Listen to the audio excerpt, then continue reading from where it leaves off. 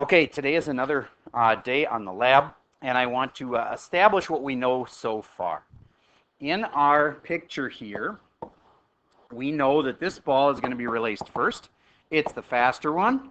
How fast is it? 2 meters per second, and there is a vector that's going to be going that way, and we can write the equation for it. If you haven't already, I know you by now have written this vector, so I'm going to call on a random person and ask for that vector, because that's all you need to know right there is it started at 0, 0, and you know its speed. So row 3, person 6, last row, that's Mr. B in the back. What's the equation for that one? XY 0, 0. Please, everybody use T. We did have a problem with somebody using a different variable than everybody else, and it messed up the group. Keep going. 2, 0. Why did you have no Y component? Yeah. Now, what does that tell you about where these will meet someday? They have to be on the x-axis. Do you get that that means that your Y equations will have to equal 0? Think about that. Your Y value, the equation has to equal 0 at the end. Otherwise, it can't possibly meet there. Sir?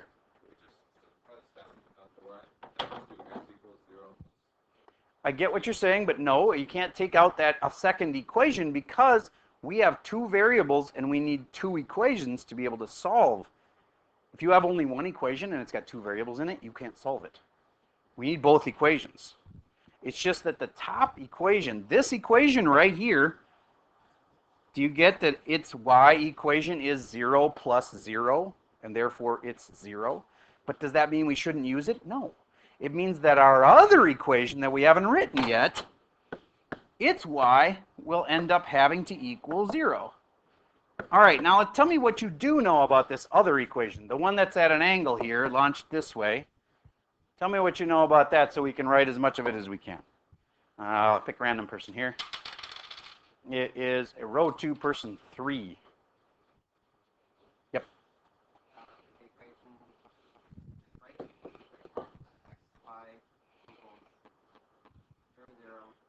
No, we're not starting at 0, 0 on this one because it's up here, remember? Maybe you... I think... There you go. There you go. There you go. Okay. Assume for a moment we have a 1 second delay, which a lot of your groups have. Okay.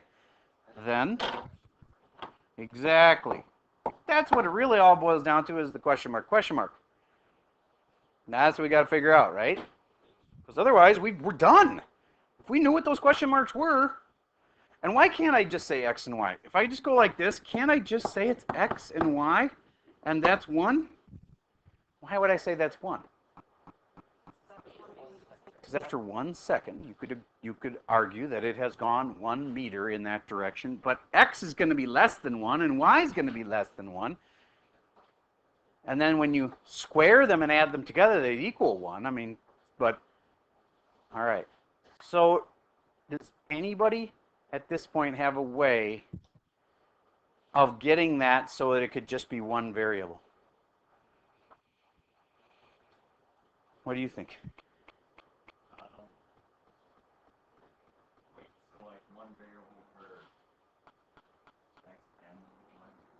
All right. So let me explain. That is obviously the crux of it. So let me give you a problem that I think would help you.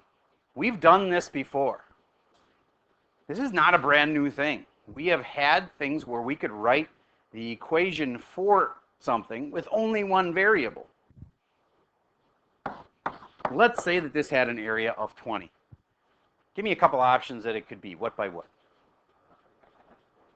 10 by 2 or 5 by 4 or, okay. So what if I told you it was a 5 here? You'd automatically know the other one must be 4. Okay, what if I told you this was a 2 this way? You'd automatically know the other one must be. All right, so what if I say it's an X right here? Don't say it, write it on your paper. What's the other one got to be? And don't say Y. That's the whole point. We don't have to use two variables. Ah, there we go. Some of people have figured this out, some haven't. I just gave you a couple examples where if it was equal to 20 and one's x, the other one, we know the other one in terms of x. I'll give you a second to figure this out. Again, if you need to, change this to a 4 in your head and say, well, then of course it would have to be a 5. Well, if this is an x, what does the other one have to be? Raise your hand if you think you know who's made this little mini leap. All right. What do you think? 20 divided by x. Because that's what you did when this was 4. You were taking 20 divided by 4 and you were getting 5, right? Okay, so how do I know this is right? How come I can't just be making this stuff up? Like, oh, you say it's that, but it's not really. Shouldn't this times that equal 20? Does it? Okay. Now can you extend that to your triangle? Remember, this is what this is all about right here. It doesn't have to be x and y.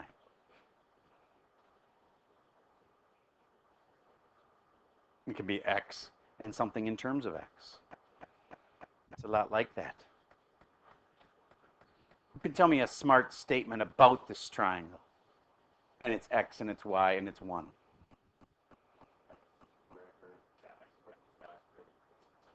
X squared plus y squared equals 1 squared. Good start. From there, you should be able to figure out how to put this and this down to just being one variable. It's just like that other problem. We got this to be in terms of just x. All right. One other option. Some of you are going to want to walk down this road instead. Let's say this was 5. I'm purposely giving it different numbers so that you can make your own calculation for this. I don't want to do this problem for you. I want to do something we've done before. If that's 5 and that's theta, in terms of trig, what are those? And I'll give you a hint. First, just to figure out one of them. I know some of you are just going to get it automatically, and yeah, you have to use trig, sine, cosine, or tangent. But please figure out that question mark right there on your paper right now. If you were working on it a different way, stop that. Try this way.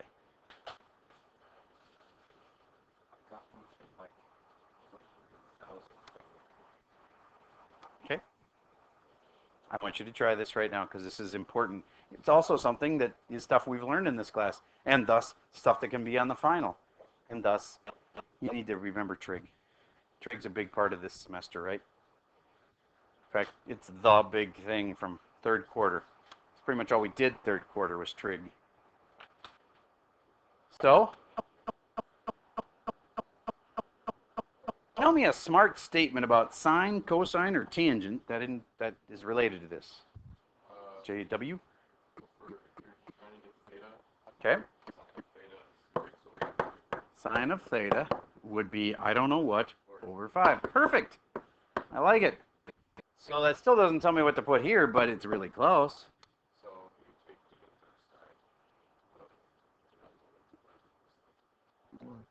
Wow, you just blew my mind. There's something way simpler. I just want an x there. I just want an x.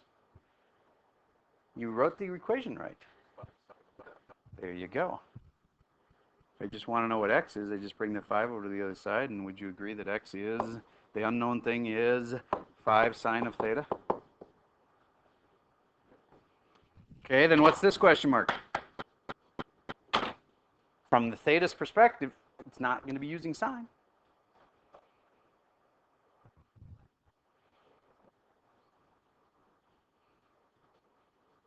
Give me a smart statement about this angle and this and this. Okay, usually we start with the cosine, so I'm going to ask you to say it with cosine theta equals what? Y over 5. Okay, so now what? What should you put right here? Cosine theta alone wouldn't be good enough. 5 cosine theta. All right.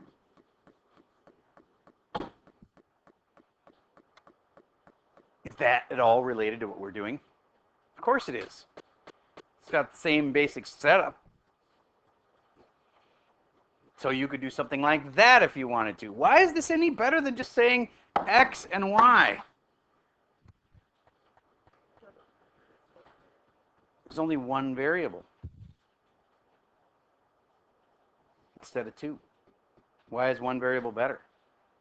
Because we need to get it down to only two variables because we have two equations.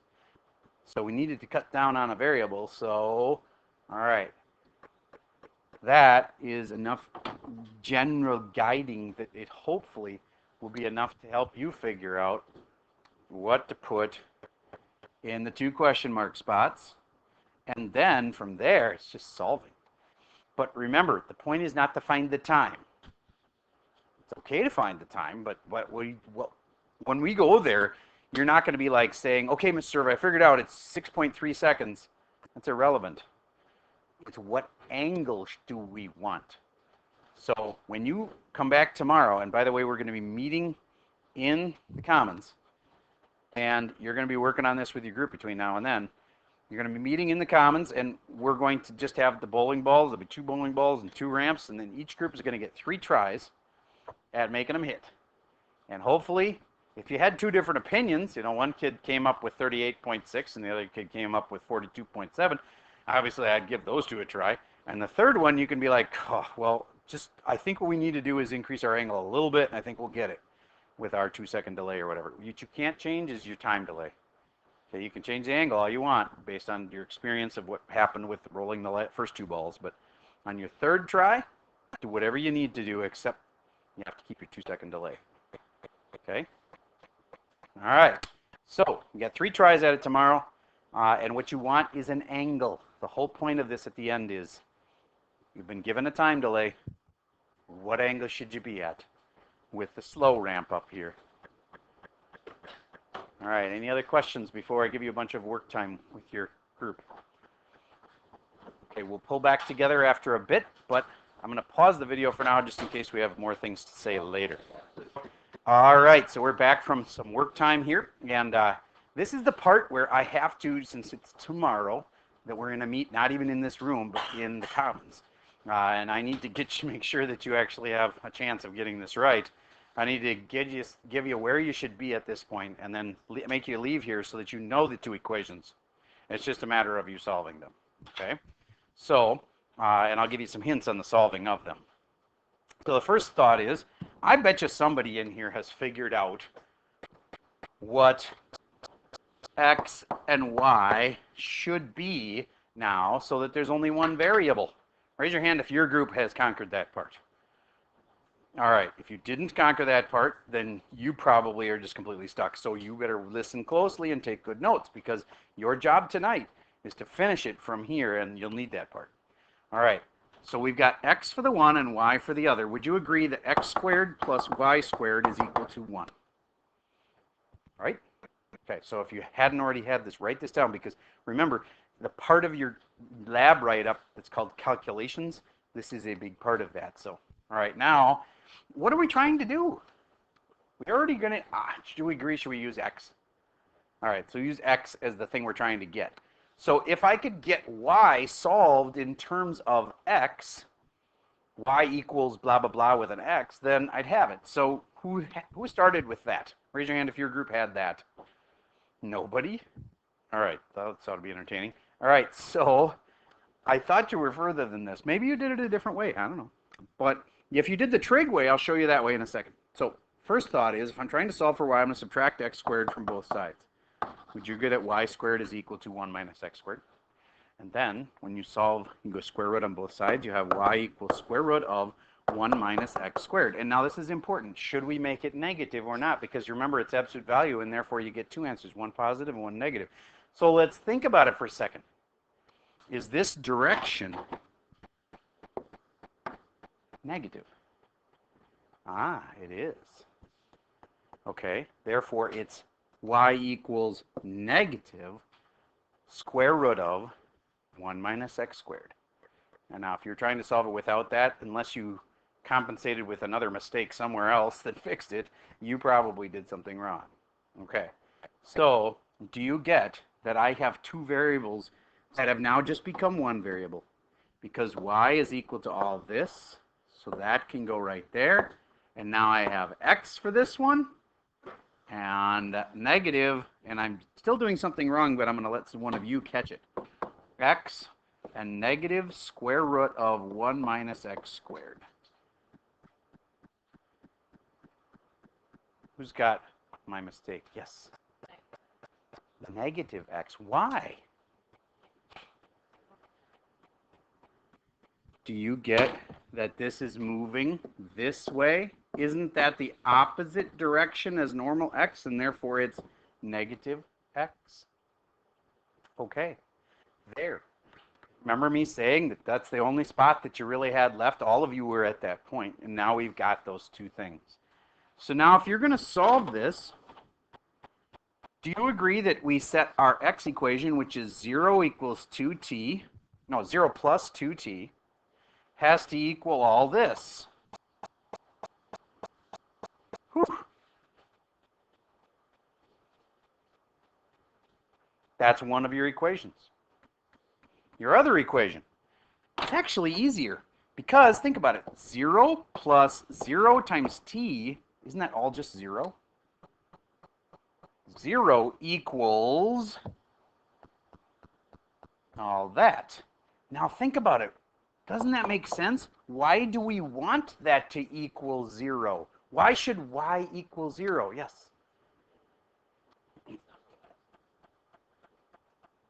It's not because it's not moving. Where is that spot? Yes? It's got to be down here where they eventually hit, right? If they're going to hit there, do you get that y has to be 0? On that line, anywhere on that line, x is equal, or sorry, y is equal to 0. So this whole bottom equation has to equal 0. And see, all that equals 0. So all that's supposed to be set equal to all that. So 0 equals all that. Now I still had a fair number of kids that had a hard time solving these, getting the one equations in the other. So I'm going to give you this hint. If you have this, which you have, 2t equals, and I'm not going to write out the whole thing, but let's say that I had xt plus 7. Would you know how to solve that for t? Tell me my first step. If this is similar to what you're going to be solving tonight. Minus xt. Good. And then I'd have 2t minus xt is equal to 7. Well, great. I still don't have t alone. But if you can factor it, you should. And the t comes out, and what do you have? 2 minus x is equal to 7, and then can I get the t alone now? Yeah, that's the technique you'll need to use. Get both x's onto the same side, and then factor them out. In this case, with both t's on the same side, and then factor it out.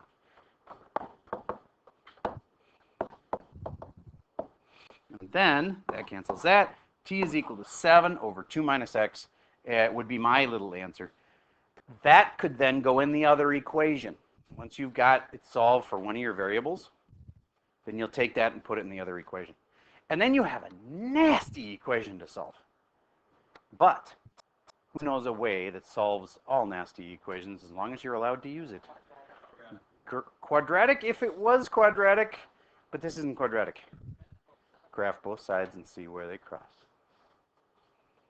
All right. Now I have another way that you could do it that's actually a little more elegant because it isn't nearly as messy as all this, and it's the trig way. If this is 1, and this was x and this was y, and we had an angle, we did a practice one like this. Do you get, I could just replace x with, from this guy's perspective, it's opposite and hypotenuse. So what's the little equation I could write? Sine of the angle is x over 1. So what's x equal to? Sine theta. And just put sine theta right there. And why is this any better? I still have a y there. Well, because you can write that one as the adjacent over the hypotenuse, and therefore cosine of the angle is, I don't know what, y over 1, and y is really equal to cosine. But remember that these are moving in the negative directions. And therefore, you could say x is negative cosine, Sorry, y is negative cosine and x is negative sine. All right, now that you have that, it's still plenty hard to go back up in here, and instead of this, we could put sine of theta. Remember that it's negative. And instead of this, we could put cosine. The y was the cosine, right? It's kind of backwards of what you would think. Yeah, the y direction was the cosine direction. Okay, so that's two ways. But either way, when it's all done, if you come back and say, I got it, Mr. Server, we need time to be 7. You can't change your time. I've told you your time delays. You launch a ball, you're going to launch another ball 1 second later or 2 seconds, depending on the group. Or maybe you don't have a delay. But what you can't do is mess with the time. What do you have to come to me with tomorrow? An angle. And then I strongly recommend that you get together with your groups. I'm gonna get you back in your groups one last time before we go, because we still do have 15 minutes left of class here. And start processing. And maybe somebody tries to solve it with trig, and maybe somebody tries to solve it with the variables. And then if you both get the same answer, oh, then you're probably right. Or maybe you both want to go with just the variable way that doesn't have trig, and you both get answers. And what if one of you gets 38.6 and the other gets like 43.7? Well, then you got 2 balls you can roll tomorrow at 2 different angles, see which one is right. Last option is you all try to do both ways if you have time to do that. That would be the ultimate, of course. Try to do it once with trig, once the other way, and see what all 4 answers come up to be. If you had 2 people, for instance. All right, so you guys need to talk about that, decide how you want to proceed. But tomorrow, you're going to meet me with an angle and your calculations that go along with that angle. I'm fully aware that some kid is going to be running around saying, I got it, and the answer's 47, and he's going to be telling everybody that, and you won't have any clue, but you'll be like, well, I might as well do 47. Okay, that's cheating. Don't do that. And besides, that kid very well, I've had many, many kids confident and totally think I got it, and they're wrong. Okay, last thought, how can you tell if you are right? Once you have an angle, and you think it's, again, let's go with, let's say 45. Let's say you think this angle turns out to be 45. You can then figure out if the radius, or this, like hypotenuse, I should really call it, if the hypotenuse, pay attention, some of you drifting here, if this is 45, this is how you check and see if you're right. If that's 45, you can figure out how big that is and how big that is using trig. It's not too tough. Let's say this comes out to 0.84, and let's say this comes out to 0.67. I don't know what they are, but okay. Then didn't we just figure out what x and y are? Okay, and that's what we really needed. So we could go back to these equations and say, instead of this complicated thing, we could just say, I think it's 0.64. And I think this is 0.81. And how will you know if you're right? Once those are nice little numbers in there, it'll be really easy to set up your system of equations and see if it works. See if these actually intersect. You'll have a nice number here and a nice number here. And that's how you can check then with your system of equations to see, oh, yes, it works. And don't forget that method of, instead of doing a really complicated solve, graph both sides, see where they cross. As long as you only have one variable, like x on both sides, you get it down to just one variable, that's an awesome way to solve things. And if they don't cross, then you're doing something wrong, because that means there's no solution the way you did it. Okay, that's all the advice that I have for you for this lab. It's not, I get it's a hard one, it really is. But with 3 or 4 smart kids working hard together tonight, you should be able to pull this off.